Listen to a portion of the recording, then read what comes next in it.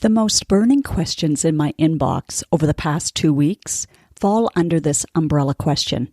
How do you balance healthy habits while traveling? I've broken them down into the following categories: sleep, eating, mindset, activity, learning, connection, fun, and self-care. Are you ready to dive into these? Welcome to episode 71, Tips to Travel-Proof Your Health, How to Maintain Healthy Habits Anywhere. Hi, I'm Clarinda, and you are listening to the Feel Light Mind and Body podcast, created for women like you. Women who are experiencing success in so many areas of life, but are struggling with weight loss, stress eating, and decreased energy. Losing weight can feel hard, heavy, and restrictive. That's why every week I will be offering you a different perspective, tips, encouragement, and a unique approach so that you can feel lighter in your mind and body rather than feeling deprived, frustrated, or discouraged. What if you could feel free, yet in control around food for the rest of your life? What if you could enjoy your experience of losing weight and getting healthier? You absolutely can. You're in the right place. Take this time for yourself and let's dive in. It's been a week. Are you nodding your head to that as well? I'm recording this on a Saturday afternoon, closer to the submission deadline than I like. However, things come up that are out of our control, and we just choose to roll with it and do the best we can, right? I knew I would spend one day in an airport, but I wasn't anticipating 2 days with flight delays causing missed flights. We also can't control death. You may have heard me share an episode 65 titled 3 Tips for Allowing an Emotion Without Feeling Overpowered, that 2 of my friends had died that week and another one was on life support. Well, yesterday I attended her beautiful homecoming service and spent time with family and friends instead of recording this, which was booked in my calendar. That's 3 beautiful friends in their 50s dying way too young. I took yesterday and this morning to allow and process my emotions with tears and share with others. It's needed and is a healing balm for the heart and soul. For today's episode, I decided to answer some of the questions that were coming in from the social media post. I had shared a few while I was away for 2 conferences this month. I wanted to answer them while it was fresh in my mind, as some of these habits that I've been practicing for years come automatically because they're now an unconscious habit, which makes it so much easier. But there are others that I've only learned in the past few years, and I'm still practicing them until they become more ingrained and automatic. Applying them in less controlled environments is quite different from our daily routines. We'll pick up next week with part 4 of the 5-part series, Foundations of Freedom. That will also allow you to get caught up on the previous 3 episodes on why and how hydration, sleep, and balanced hunger hormones make weight loss more achievable and sustainable. Most of the questions that came in fall under the umbrella question: how do you balance healthy habits while traveling? I've broken them down into the following categories: sleep, eating, mindset, activity, learning, connection, fun, and self-care. As you know from episode 69, Dreaming of Better Sleep, sleep is a priority for me and is imperative for a healthy lifestyle. Good quality sleep makes losing and maintaining our weight so much easier.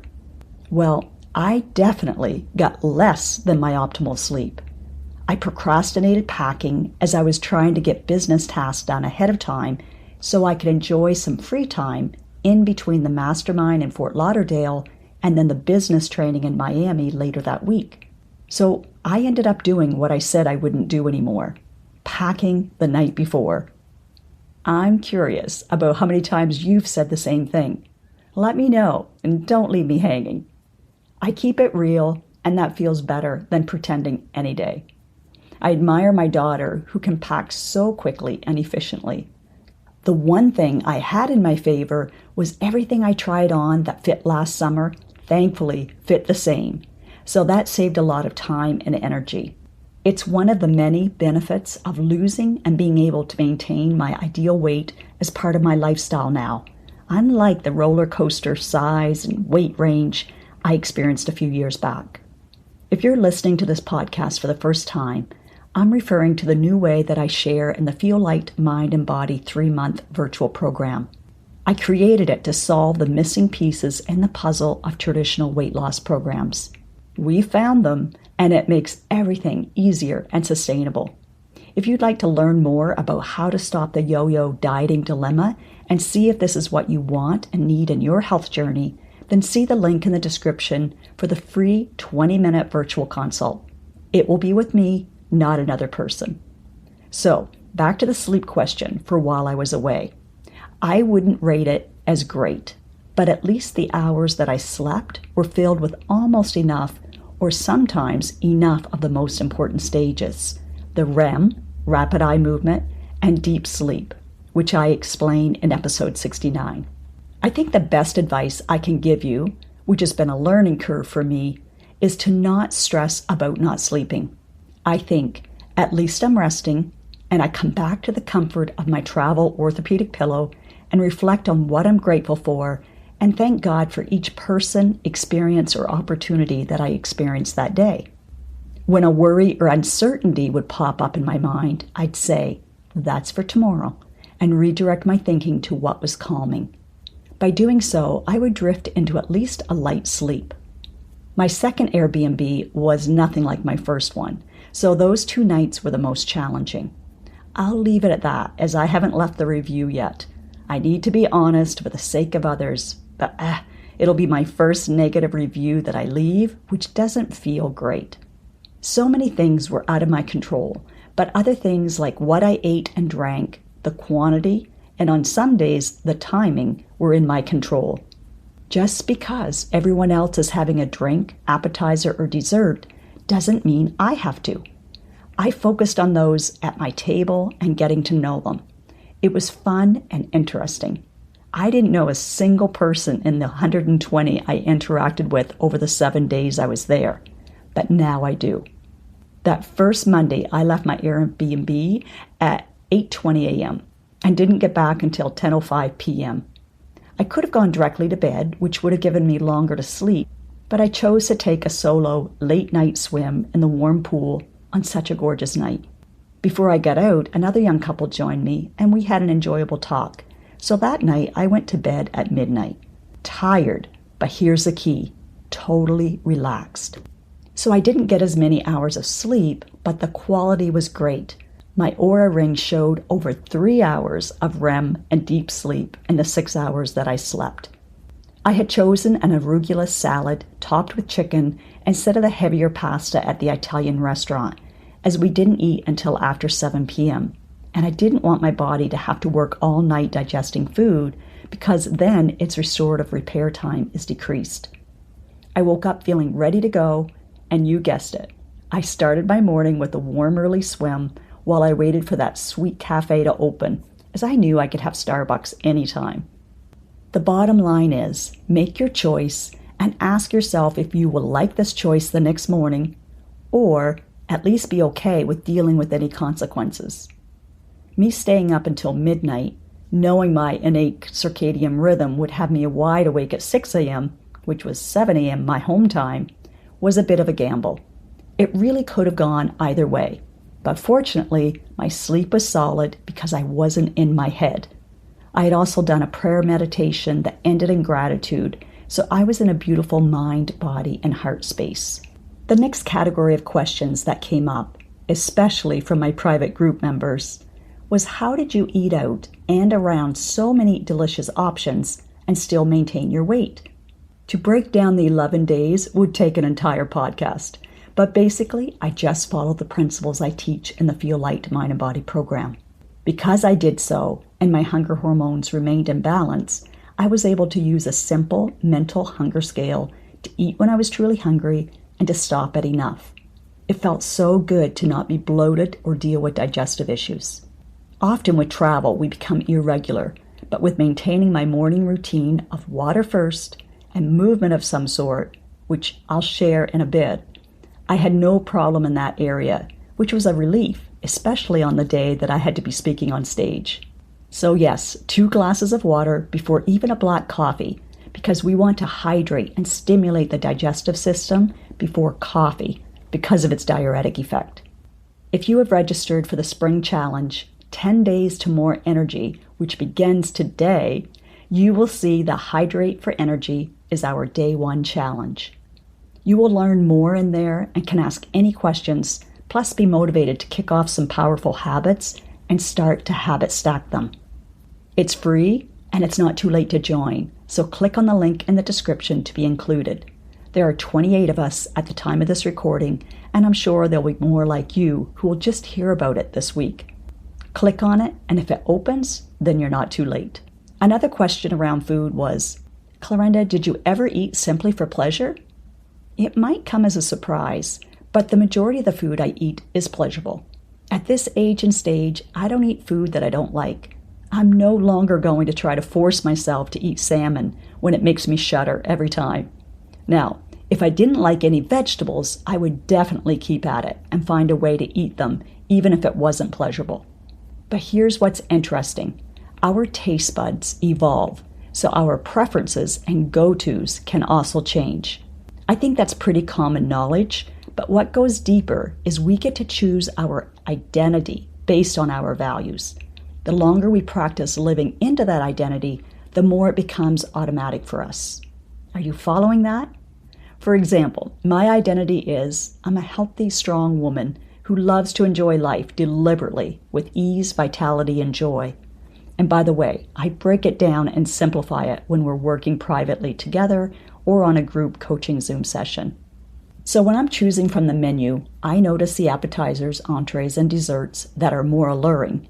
But 9 times out of 10, I choose what aligns with who I am.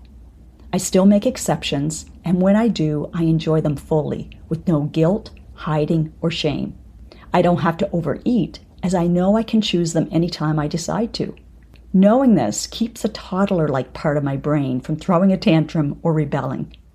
I love delayed gratification, as often when the time comes, I decide for one reason or another that I really don't want that, as I want restorative sleep more. An example is I walked past ice cream spots 3 times and thought, oh, it's hot and I'm in Miami. I should get ice cream. But I checked in and I wasn't a bit hungry. So I said, maybe later, but I never did have one. I'm now comfortable with peer pressure because I'm confident in who I am and attuned to my top current values. I can say, no thank you, and still feel connected with the group. If I get too much pushback, then maybe they aren't my people, and that's okay.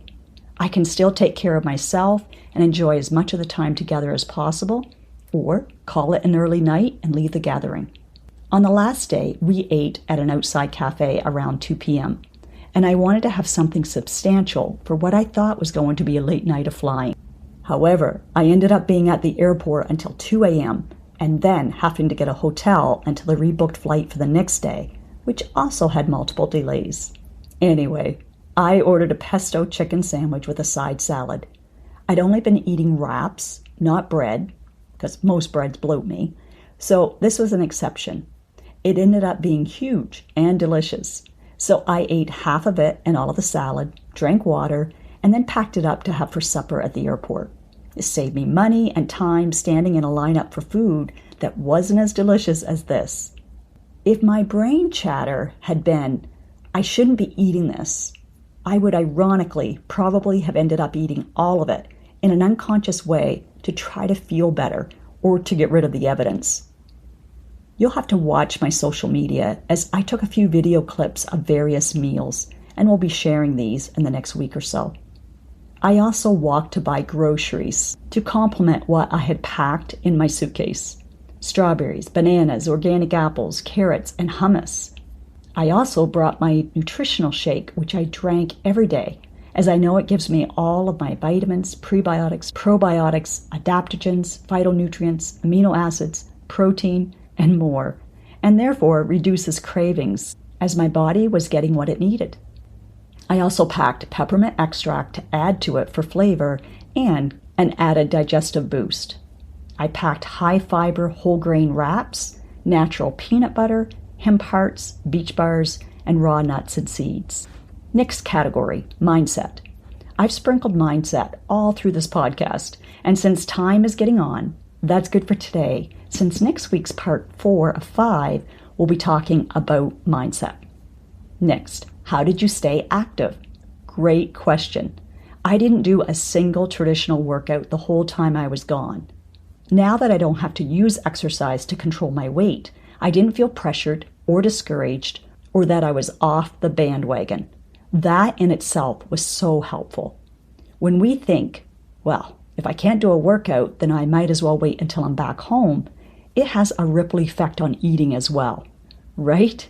Trust me, I've been there many, many times. Instead, I thought of what my body needed depending on how it felt and what I would be doing that day. On the days that I knew I could walk to various places, I would use the 10 to 15 minutes before I showered to swim a few laps to get my blood pumping, followed by some band work. Yes, I packed my heavy-duty band as well as the strength loops to add resistance training to maintain my muscle strength at least. On the days that I was working around the pool editing, I doubled up my bath towels to do core work and body weight exercises as a 10-minute afternoon break. I had fun with it, and it even inspired one of the European guests when I asked her if she minded me doing this while she was reading.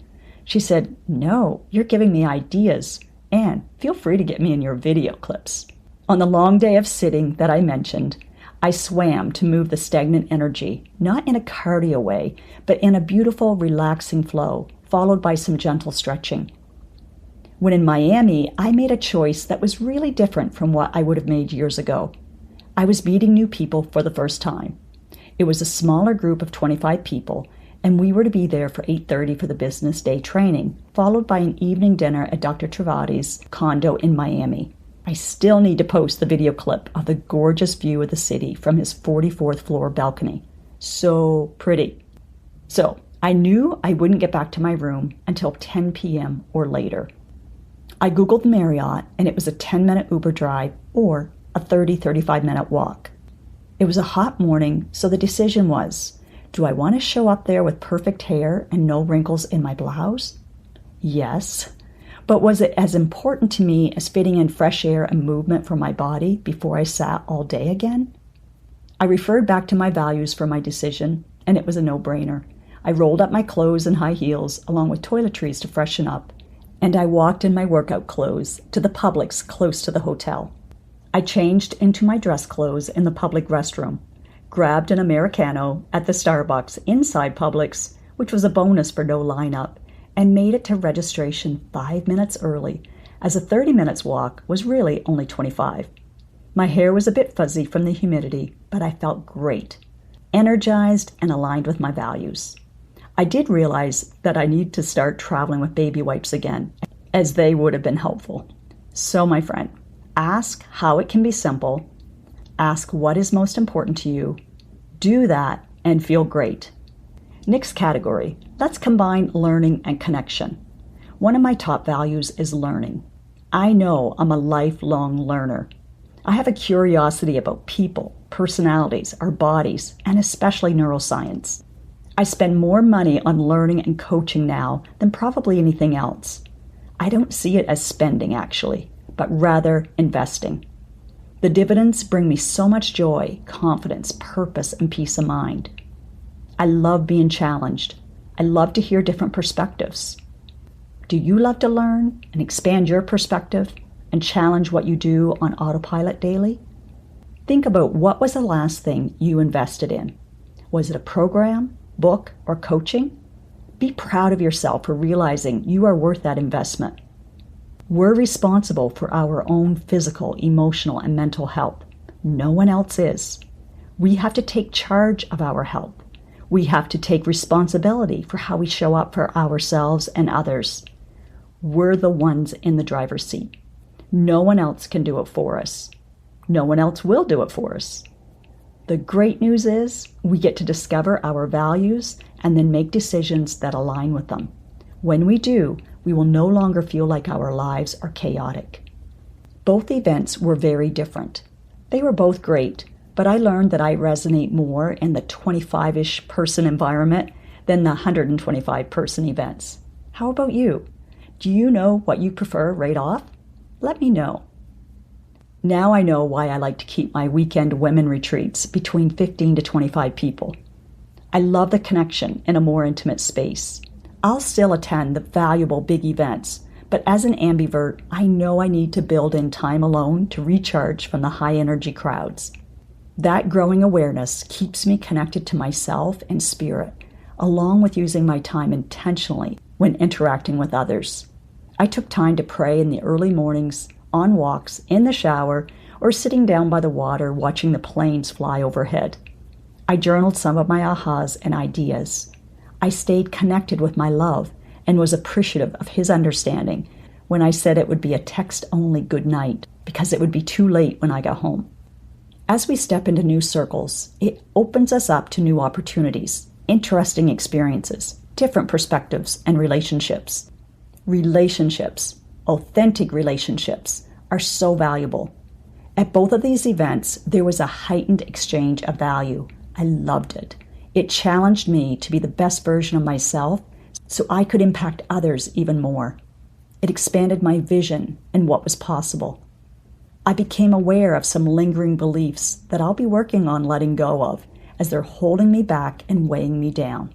And guess what? You all will learn and grow from my higher learning. I hope this encourages you to invest in learning at a more intimate level. Yes, listening to the highlights on a podcast is great. I enjoy doing so as well. But when I'm in the virtual or physical room with them and can experience deeper coaching and ask specific questions about my exact situation, that's where the magic really happens. It was one thing to watch Dr. Trivedi on YouTube and learn from him, but it was another thing to be sitting beside my business mentor in his living room and him pointing out specifically to me a BS belief that I had to let go of to move to the next level. In full transparency, I'm still resisting it. It feels like too big of a leap, but stay tuned. Through the Super Connector Mastermind event, I met some incredible people. One person is even gifting all of my May retreat attendees her ebook and said she wants to attend if at all possible, as she needs what I'll be sharing at the event. She lives in Vegas, and I saw her husband's brow raise, so we'll see. He was really nice as well, though, and I loved their love story, which they shared over lunch. Let's end by combining the final two categories for how to fit in fun and self-care when you're away for a business or work trip, compared to a leisurely vacation. I've mentioned some ways already, but here are a few more tips. Choose your location and space with consideration. Not only did I save money by not staying at the event hotel, but I also protected my recharge environment. I booked the Airbnb in Fort Lauderdale, not for the small but sweet and comfortable room, but because of the tropical oasis right outside my patio doors. I only had to share the beautiful outside space with 2 other rooms, and the guests were rarely there. I knew I would have 2 days of working time, so it was a perfect private place to do so. I was 3 kilometers from the beach, but I never made it due to the task at hand. I fully enjoyed the space right outside my room. It felt like a nurturing combo. Walking to quaint outside garden cafes for coffee brought me joy. As early as a few years back, I would have shied away from traveling by myself or going to a restaurant or an event by myself. Not now. I love it. It feels like an adventure and lights me up. Do I get nervous at times? Absolutely. But excitement is a sister emotion to nervousness or anxiety. So I tweaked my thoughts in a way that left me anticipating more than dreading. It works. Buying fresh fruits and veggies was a form of self-care, along with moving my body intentionally. I would have loved to have read a fictional novel or watched a Netflix show out under the stars, but there wasn't time for that. Instead of feeling resentful and thinking that others were doing so on their spring break, I gained a gratitude for the experience and opportunity that I had said yes to. Making the most of our moments is what will bring us satisfaction and joy. In Miami, when I chose the 30-minute walk, that was self-care as well as fun. I got to feel the hustle and bustle of the streets on a Friday commute while admiring the architecture of the high-rises, and even stopped to watch the wild roosters in the park. The last day after checkout, I Ubered to my new friend's hotel, stashed my luggage with her concierge, and we made it to the beach for a couple of hours before heading to the airport. So rejuvenating. Self-care and fun activities had to align and support my overall purpose, which was to show up in my best state of mind, spirit, and body to maximize the investment and opportunity for growing my brand and business. I wanted to be present when in conversation. I didn't want to be worrying about my digestion or how my clothes fit while on stage. I wanted to have clarity of thought and be as rested as possible. There's more I could share, but even with these new ways of thinking and planning, you too can maintain your weight, feel comfortable, and enjoy your time away. Losing weight in a way that you can maintain it is so important for our physical, mental, and emotional health, unlike the yo-yo dieting. And did you see that this podcast reached over 5,000 downloads? A big thank you to each one who has listened, commented, messaged me, rated, reviewed, or shared a podcast episode. I appreciate you. Keep sharing, as more women deserve to feel hope and experience feeling lighter in their minds and bodies. Weight loss can be a lonely journey. I know my Feel Light Mind and Body members get to experience the added support in a community setting. It helps them realize they aren't the only ones who struggle. They get to feel the collective energy, share the wins, and learn from the strategies that we find for any obstacle that comes anyone's way. I love coaching my face off until that light bulb moment happens for them. Once we see something as the real truth, we can't unsee it. It's very common to be blinded by our past experiences.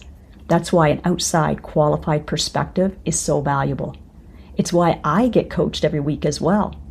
Doing so cleans up my thinking and brings clarity so I can serve you in full capacity. So many of you listeners tell me that these 10 to 20 minutes of empowered coaching shifts your focus and energy. That encourages my heart and commitment to continue providing this free resource that has the potential to help thousands and even millions, but it can't do so without your help. Please never underestimate your share or rating. Every action is extremely valued. Until next week, tap into this new season of spring. Join the Spring Challenge, 10 days to more energy. The free sign-up link is in the description, and I can't wait to see you inside. Now, do yourself the biggest favor. From love, take at least one action step from what you learned today. Knowledge without application won't give you the results that you desire. Let me know on Instagram, Facebook, LinkedIn, wherever, what you are choosing to do and when. And yes, please leave a podcast review wherever you are listening to this. When people read your words and can see themselves in them, then you are contributing to women empowering other women. And that feels amazing.